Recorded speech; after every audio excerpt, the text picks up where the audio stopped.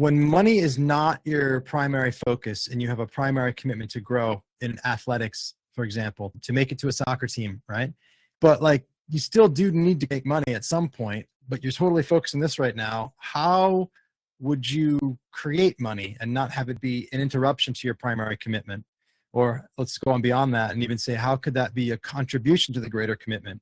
And I think this is an important question, like just more conceptually. It's like, how do we, if we're essentially focused on one major commitment and we have other things that are important in life, but like we could get away with not doing it for a while right now, but it would be useful to keep that going too.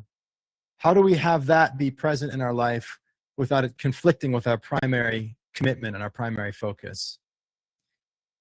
Look, I think the question is coming from an intelligent place with the understanding that there's only so much time in a day. And if I say I'm going to give time to all the things that are important to me, even in measure that is like relative to their level of importance, there's still only so much time in the day. And there's still going to be some kind of net loss across the board if you're trying to spread yourself too thin. I believe that the power of the human mind to create narrative is such a great solution to problems like this. I'll give you a simple example. When I was building my coaching business 15, 16 years ago, and I wasn't making much or any money from it yet, but I loved it. That's all I wanted to do. I still had my web media company, and I was still building websites just to make ends meet, pay the rent, buy food. The more I got excited about coaching and into coaching, that's all I wanted to do all day long. Just learn and study and serve and coach and all that. And so what was really frustrating is that it felt like my web design stuff was getting in the way of my coaching energetically and time-wise, but I also needed to do it to pay the bills. But then I realized that the story I had was that these were two different things, right? And that this was separate from that.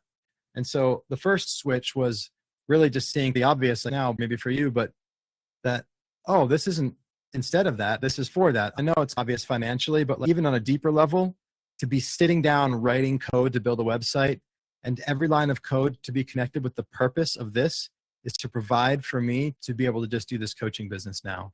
This might be the last line of code I ever write, and just being present with the contribution of this to that. So the parallel would be present with the contribution of making money to the soccer team. Wow, yeah, if I went and made some money right now, that meant that this 3-month training could turn into this, or I'd have the money to create that high production video reel to do whatever to get me to that next stage, or maybe I could use the money to get me into conversations, who knows? But the creative mind starts thinking the moment you tell it, essentially, that the reason I'm doing this is for that. So the reason I'm making money right now is to actually advance my soccer career. And so if I say that and I don't have any evidence for it, then I would just, instead of saying it, I would ask a question that presupposes it's true. I would ask, how could making money right now part-time advance more quickly my progress as an athlete? And I would only be asking this if that was something that I wanted to do. There's not like, you don't always need to be making money, especially, I mean, for me, when I was in my 20s and I had 100 grand in the bank and just went traveling, like I didn't really work that much at all. I think for 6 months I did probably nothing. Then I started doing little website projects here and there, little bits and pieces. This is essentially what grew into my web development company when I finally spent all my money and needed it. But like, it's really about, I think, first deciding like, how much do you actually need? How much runway do you want? And be willing to give yourself permission to just say no to making money if that's what you want to, right? I guess I hear that in the question too. Is that really okay? Or should I always be making money? Fucking hell. I am so glad that I have spent extensive periods of my life turning off that entire aspect of my life because I could afford to, because I worked really fucking hard and saved a bunch of money or invested a bunch of money for a while and then turned it off. I like going fucking balls to the wall, all out, just crushing it, making a bunch of money, and then pulling back for a while and not being engaged in that very much at all. I like that because I like cycles in my life. I like seasonality. And the same thing with the week. I work really fucking hard and I like taking time off on the weekends. Today's a Saturday, but here we are anyway because I wanted to do this video. But in general, I like it that way.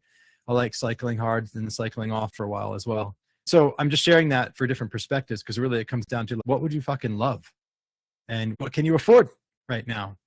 If you can't afford to not work, then it's a fucking powerful question to be like, how could making money right now advance, make it go faster, make it easier for me to get where I want to go in my training? And I'm telling you, like, just having questions like that create fucking miracles. when you take it even to a higher philosophical level, I can either have this or I can have that. Just any two things. I can either be with my wife that I love, or I can have this adventurous life. And because my wife doesn't like going on adventures. This isn't true. I'm just saying if that were the thing. I could ask the seemingly ridiculous, impossible question. I could ask the question that was absolutely stupid to ask.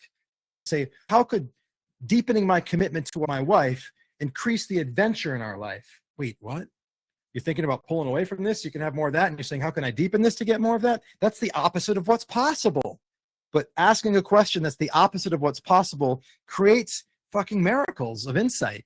Then you start seeing things that you couldn't see before. Because when you're in a trade-off where I can either have this or that, it's hard to find an and solution. But when you say, how could having more of this give me more of that? Suddenly there's movement, and it starts to take you into this transcendent possibility.